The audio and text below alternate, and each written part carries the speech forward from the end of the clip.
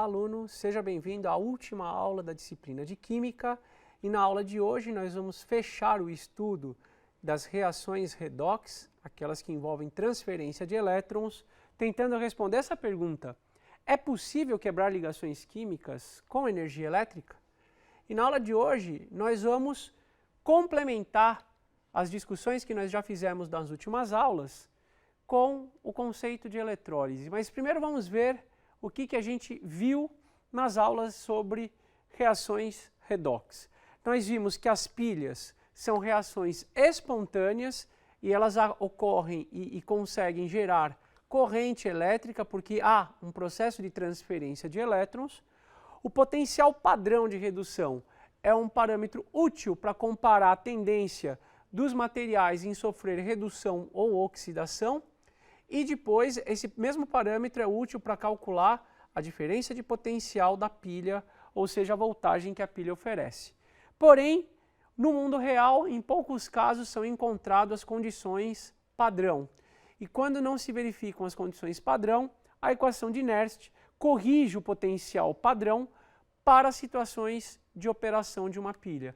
Desta forma, eu consigo calcular precisamente o potencial a ser oferecido por uma dada pilha, mesmo que ela não se encontre nas condições padrão. Nesta aula, nós vamos discutir aquele caso de processos eletroquímicos que não são espontâneos, ou seja, quando ΔE é negativo, menor que zero. Como esses processos podem ocorrer? Mediante a aplicação de uma corrente elétrica oferecida por uma fonte externa. Por exemplo, eu posso usar uma pilha, que é um dispositivo que gera corrente elétrica, uma célula voltaica, que produz a corrente elétrica, e aplicar isso no sistema onde eu quero que ocorra a eletrólise. Porque nesse sistema onde ocorre a eletrólise, o processo não é espontâneo. Para estudar a eletrólise, nós vamos fazer três comparações progressivas, começando com a eletrólise da água. Depois nós vamos comparar a eletrólise da água com a eletrólise ígnea do cloreto de sódio, e este ígnea quer dizer que esta é uma eletrólise na ausência da água. Nós vamos fundir o cloreto de sódio e fazer a eletrólise dele. E por fim, nós vamos discutir a eletrólise da salmoura, que é quando o cloreto de sódio está dissolvido em solução aquosa. Então, com essas três eletrólises, nós vamos reforçar o conceito de eletrólise, que é o foco desta aula, para fechar as discussões sobre a eletroquímica. Então, a eletrólise, ela é um processo não espontâneo. Essa é a primeira distinção que nós temos que fazer. Se as pilhas são espontâneas, a eletrólise não é. Por isso, eu preciso de uma fonte de energia externa ao meu sistema reacional para que ocorra algum tipo de mudança química. Porém, este processo ele tem importância industrial. Dois exemplos que a gente pode mencionar só para ilustrar a larga aplicação industrial que a eletrólise tem é no refino de metais como o alumínio a partir do seu minério, a bauxita, e a produção de produtos químicos utilizados na indústria química em larga escala, como o gás cloro. A eletrólise da água. Vamos começar então quebrando ligações químicas da molécula de água, e um fato que você pode verificar no seu dia a dia é que as ligações da água não se quebram espontaneamente. Ou você fornece energia para que isso ocorra, ou a molécula de água permanecerá como ela se encontra, com as ligações covalentes entre oxigênio e hidrogênio. No caso de ocorrer o fornecimento externo de energia, a água pode ser quebrada na sua substância simples, ou seja, eu posso pegar duas moléculas de água, formar 2 mols de gás hidrogênio e 1 mol de gás oxigênio. Esta quebra requer a energia, por isso que eu estou diante da eletrólise da água. Os produtos, vale a pena notar, são gasosos nas condições ambiente, então, diante da eletrólise da água, é possível ver a formação de gases nos eletrodos. Temos que lembrar que o hidrogênio aqui é mais 1, e aqui ele é 0 porque ele está numa substância simples, então o hidrogênio ele se forma em maior quantidade, 2 mols contra 1 mol, estequiometricamente falando, e ele se forma no cátodo porque, como eu estava dizendo, mais 1 para NOx 0, ocorre um processo de redução do hidrogênio. Se a gente pensar agora no oxigênio, ele se forma numa menor quantidade, 1 mol contra 2 mols de hidrogênio, só que o oxigênio ele se forma no anodo, uma vez que o NOx aqui é -2 e aqui o NOx é 0. Então há uma oxidação do oxigênio e uma redução do hidrogênio durante o processo de eletrólise da água. Ambas as substâncias são gasosas, só que eu vou formar mais hidrogênio do que oxigênio. Eu agora quero, nessa última aula, fazer uma demonstração da eletrólise da água para que você veja esta reação acontecendo antes de eu continuar com as nossas discussões. Vamos agora fazer uma demonstração que envolve a eletrólise da água. Então eu tenho aqui uma bateria de 9 volts, que é aquela bateria quadradinha que a gente compra em supermercado. Aquela normal não vai funcionar porque ela não vai gerar energia suficiente para a eletrólise da água. Como os eletrodos inertes, né, eu acabei optando por comprar 2 lápis de carpinteiro. Em qualquer loja de ferragem você encontra isso. A gente lembra que o grafite é um bom condutor de corrente elétrica, então eu posso usar esses 2 lápis para fazer com que o fluxo de elétrons chegue no interior deste becker, que é o recipiente onde vai se dar a eletrólise. Então, a primeira providência, eu vou pegar este copo e vou jogar a água pura. Vou colocar dentro do becker, cobrindo a ponta do lápis de carpinteiro, que são os eletrodos, e agora vou oferecer energia ao meu sistema. Então, o preto é o anodo da pilha, o vermelho é o cátodo da pilha. Perceba que, apesar de eu fornecer energia, não há nenhuma liberação de gás das pontas dos eletrodos inertes, que são os lápis de carpinteiro. Isso se deve ao fato da água ser um mau condutor de corrente elétrica, portanto, eu não consigo fazer com que as cargas se movimentem na água pura de uma forma eficiente para que ocorra a eletrólise. Desta forma, eu vou substituir a água pura por uma outra solução que eu preparei, pegando a mesma água pura e dissolvendo um pouco de sulfato de sódio. Então eu vou desconectar os eletrodos da minha bateria, vou colocar a água pura de volta no recipiente original e agora eu vou despejar no interior da minha célula eletrolítica uma solução de sulfato de sódio. Veja que novamente eu cubro as pontas dos eletrodos com a solução e agora eu vou ligar o anodo da pilha no lápis que está à direita e o cátodo da pilha no lápis que está à esquerda. Veja que na ponta de cada um dos lápis ocorre a formação de gás, sendo que no lápis à direita eu tenho uma formação mais intensa de gás. Então, é neste lápis da direita que está ocorrendo a redução do hidrogênio. Respectivamente, a oxidação do oxigênio ocorre no lápis à esquerda e o fluxo de elétrons ocorre do ânodo da pilha pelo fio preto, lápis da direita, onde ocorre a redução do hidrogênio, oxidação do oxigênio, o fluxo de elétrons sobe por esse lápis da esquerda e retorna ao cátodo da pilha. Veja que dá para você perceber a diferença na quantidade de gás que é formado nos processos de redução e de oxidação, obedecendo à estequiometria da equação global. O mais interessante é que, para terminar, a gente vai inverter os eletrodos de função. Então, eu vou desconectar o anodo do eletrodo da direita e o cátodo do eletrodo da esquerda e vou fazer a ligação trocada agora.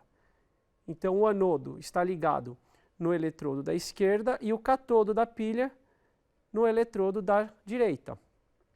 E o que nós percebemos agora é que há uma inversão nos sítios de reação química. Então, os elétrons saem do ânodo da pilha pelo fio preto e chegam agora no lápis da esquerda, que é onde ocorre a redução e a formação do hidrogênio. No lápis da direita, agora ocorre a oxidação do oxigênio e os elétrons retornam à pilha no cátodo da pilha. Então veja que com uma montagem simples, nós conseguimos fazer a quebra da molécula de água com a formação das substâncias simples originais, que são gasosas, desde que você forneça energia suficiente. Esse experimento com aquela pilha comum, aquela pilha pequena ou palito, não vai funcionar porque ela não consegue fornecer energia suficiente. Agora que nós vimos essa demonstração, vamos voltar para a aula para equacionar adequadamente os processos químicos. Então agora nós vamos decodificar o experimento utilizando uma imagem bastante simples que simula o que a gente acabou de ver na demonstração, que é uma fonte de energia, que foi a nossa bateria de 9 volts, a célula eletroquímica, que é representada pelo nosso Becker, os eletrodos inertes, que nada mais são do que lápis de carpinteiro, porque o grafite é um bom condutor de eletricidade, e nós já vimos essa propriedade do grafite durante a disciplina. E nós temos dentro do recipiente o material a ser eletrolizado, que é a água, com algum sal dissolvido, como o sulfato de sódio, que foi usado no experimento para permitir a condução elétrica dentro dessa célula. Quando tudo isso está organizado corretamente do ponto de vista experimental, o que nós vamos verificar? Começando com a pilha. No anodo da pilha ocorre um processo de oxidação.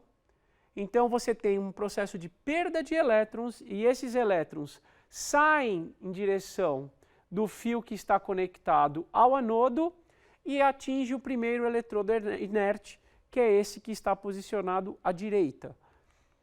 O que acontece é que você tem o processo inverso acontecendo no catodo da pilha, que é o polo positivo, que é onde ocorre o processo de redução da pilha. Então aqui eu tenho o processo de funcionamento da pilha, que é um processo de uma célula voltaica espontânea que gera corrente elétrica. Oxidação com a saída de elétrons, redução com o uso dos elétrons provenientes da oxidação. O que nós vamos fazer é acoplar, por meio de fios condutores, os polos da pilha aos dois eletrodos inertes, sendo que esse segundo, que está mais à esquerda, está conectado ao catodo. Desta forma, melhor dizendo, o que nós fizemos?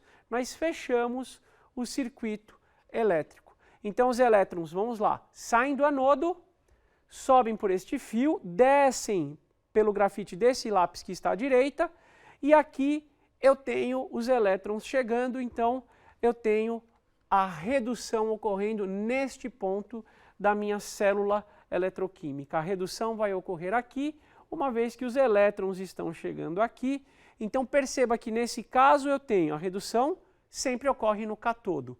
Porém, o sinal aqui é negativo, porque é na célula eletroquímica, eletrolítica, melhor dizendo, o catodo, onde ocorre a redução, é carregado negativamente. Por quê? Porque é uma fonte externa que coloca os elétrons em fluxo diretamente no catodo. Então aqui você tem a redução acontecendo no lápis que está à sua direita, no catodo com polo negativo. Agora eu já sei que se há uma redução, ocorre uma oxidação sempre simultaneamente no anodo, que aqui tem o polo positivo. Aqui, para fechar o circuito, eu vou mostrar o fluxo dos elétrons. Então, se há um processo de perda de elétrons aqui, o processo de oxidação ocorrendo nesta região do lápis à esquerda, geram elétrons que serão conduzidos pelo lápis, pelo fio, até de volta à pilha. Então veja que a eletrólise da água só ocorre com a formação das substâncias gasosas porque existe o fornecimento de uma corrente elétrica de uma fonte externa. E é esta fonte externa, que é a pilha, que dita o direcionamento do fluxo de elétrons por todo esse sistema. Se a gente for pensar agora nas equações químicas envolvidas na eletrólise da água, nós vamos ter que no cátodo negativo há um processo de redução da água. Consultando a tabela de potenciais padrão de redução, eu vou encontrar que 2 moléculas de água mais 2 elétrons formam um hidrogênio mais 2 OH-, com um potencial padrão de redução associado de menos 0,83. O processo de oxidação que se verifica no anodo, 2 moléculas de água, formando O2 mais 4H+, mais 4 elétrons. Na tabela de potenciais padrão de redução, o que você vai encontrar é esse processo invertido. Porém, eu sei que a água é um participante também do processo de oxidação, uma vez que eu estou fazendo a eletrólise da água. Então, ela vai sofrer a redução e ela sofrerá a oxidação. Então, eu vou inverter a equação que originalmente está na tabela de potenciais padrão de redução e vou inverter também o sinal que lá está positivo, aqui passa a ser negativo. Os círculos vermelhos chamam a atenção para algo que nós já vimos na última aula. Aqui eu tenho 2 elétrons sendo consumidos na redução e aqui eu tenho a formação de 4 elétrons no processo de oxidação.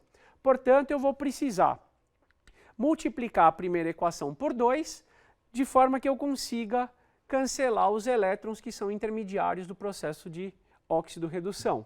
Lembro de novo que não é porque eu aumentei a quantidade dos participantes que a natureza dessa substância muda, ou seja, que a tendência dessa substância em sofrer redução vai se alterar. Portanto, ainda que eu multiplique todos os coeficientes por 2, o potencial permanece inalterado. Nessa linha eu vou copiar, nessa última linha eu vou copiar a equação, a semi-equação de oxidação da água, e agora eu vou somar essas duas últimas equações para descrever o processo global que ocorre durante a eletrólise da água. Há uma outra simplificação que vai ser possível fazer aqui, por quê?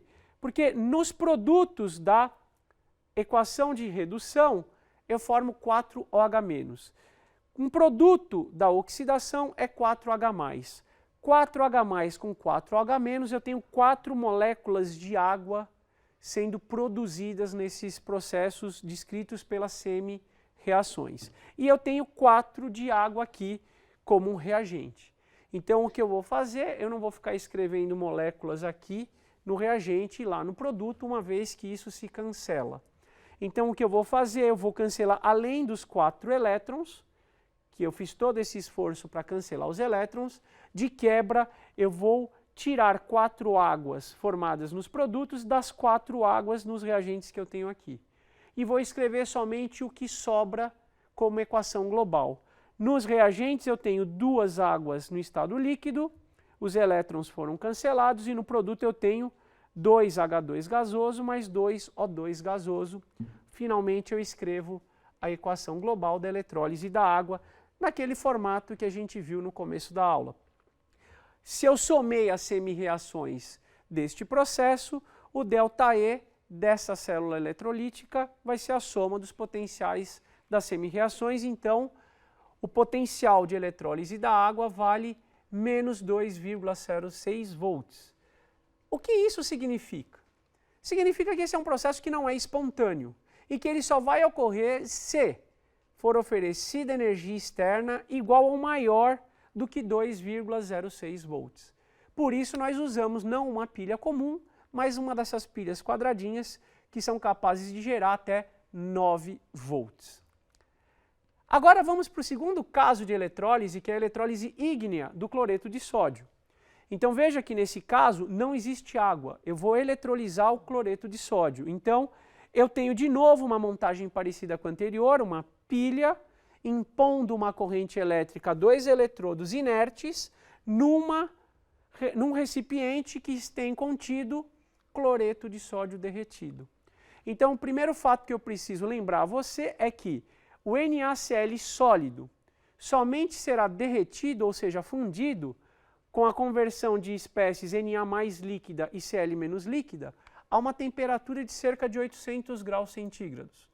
Então esta eletrólise, se tiver que ocorrer, ela tem que ocorrer sob um aquecimento de cerca de 800 graus centígrados, de forma que o cloreto de sódio sólido seja fundido. Se ele estiver fundido, o que vai acontecer é o seguinte fluxo de elétrons. A pilha, com o eletrodo negativo local da oxidação, força um fluxo de elétrons para esta placa, para este eletrodo inerte que está à direita. Então, este eletrodo que está à direita vai ser carregado negativamente e será o sítio de redução. Por outro lado, nós teremos aqui no polo positivo da pilha, que é onde ocorre a redução, a chegada de elétrons e desta forma eu fecho este circuito elétrico. Então os elétrons saem daqui, passam por essa placa onde deve ocorrer a redução. Aqui eu tenho o processo de oxidação ocorrendo e elétrons que chegam ao outro polo da pilha. Então a pilha dita o sentido do fluxo de elétrons. Então, como eu já disse, aqui eu tenho a redução, o cátodo negativo no caso de uma célula eletrolítica, aqui eu tenho oxidação, o anodo, polo positivo no caso de uma célula eletrolítica. Então, as equações químicas desses processos, de novo, qual é a redução que ocorre no cátodo? O sódio positivo vai ser atraído pelo eletrodo carregado negativamente, recebe um elétron e forma sódio metálico. Então, aquele eletrodo da direita, onde ocorre a redução, ele deve se aumentar de tamanho, ele deve ficar mais grosso com o passar do tempo, uma vez que ali deve se depositar sódio metálico. Só que o potencial de redução do sólido é igual a menos 2,71. Ou seja, este de longe não é um processo espontâneo. A oxidação que se verifica no anodo envolve 2 íons cloreto, formando gás cloro e liberando 2 elétrons. O processo de oxidação do cloreto também não é espontâneo, potencial de menos 1,36. Aqui eu tenho que ajustar as quantidades relativas de elétrons, vou fazer isso como nós já fizemos nas outras aulas da disciplina, e eu tenho a equação geral da eletrólise ígnea do cloreto de sódio, que fica no seguinte formado: 2Na positivo mais 2Cl negativo, formando sódio metálico e gás cloro, com uma diferença de potencial de menos 4,07. Então veja que é mais difícil fazer a eletrólise do cloreto de sódio do que fazer a eletrólise da água, sem considerar o fato de que este recipiente da eletrólise ígnea do cloreto de sódio precisa ser aquecido até 800 graus centígrados. Por fim, vamos fazer a eletrólise ígnea, a eletrólise aquosa, melhor dizendo, do cloreto de sódio, ou seja, da água do mar, da salmoura. Então, indústrias químicas vinculadas aos processos químicos descritos aqui podem utilizar como matéria-prima água salgada, que é obtida em grande quantidade no mar, e você vai ter agora processos de óxido-redução que podem acontecer tanto com o cloreto de sódio quanto com a água. Então eu tenho várias substâncias eletroativas e eu vou precisar decidir exatamente o que vai acontecer na redução e na oxidação quando eu oferecer corrente elétrica. Então vamos lembrar de novo, aqui eu tenho a pilha, aqui não tem o desenho da pilha, mas aqui eu mostro os polos negativo e positivo da pilha. Então aqui eu tenho o ânodo da pilha, a oxidação ocorrendo na pilha, os elétrons saem e atingem esta barra que está à esquerda. Então esta barra que está à esquerda é o sítio de redução na célula eletrolítica. E aqui eu tenho à direita o local onde vai ocorrer a oxidação e os elétrons chegam pelo cátodo da pilha, que é o sítio de redução da pilha. Então eu tenho redução ocorrendo aqui, oxidação ocorrendo ali, cátodo e ânodo já com os sinais da célula eletrolítica, e aqui há uma indicação de formação de hidrogênio e de gás cloro. Gás hidrogênio e gás cloro. Vamos equacionar o processo agora para entender por que isso está ocorrendo. Redução que pode, o que pode acontecer no cátodo? Um dos eletrodos inertes está recebendo elétrons e quais substâncias podem se reduzir ali? O sódio mais, como nós vimos na eletrólise ígnea do cloreto de sódio, e a própria água. Se a gente comparar os potenciais, nós vamos verificar que é muito mais fácil reduzir a água, que tem potencial de menos 0,83, do que o sódio positivo, que tem potencial de menos 2,71. O que pode acontecer no ânodo? Duas coisas, a oxidação do Cl-, que nós vimos na eletrólise ígnea, ou da água, que nós vimos na eletrólise da água. O que eu vou fazer agora é usar os valores de potencial para tomar a decisão. Acontecerá aquilo que for mais fácil, e essa facilidade é expressa em valores mais baixos de potencial. Então, no caso do cátodo, entre menos 2,71 e menos 0,83 vai acontecer a redução da água com a formação do gás hidrogênio, como aquela figura já mostrava.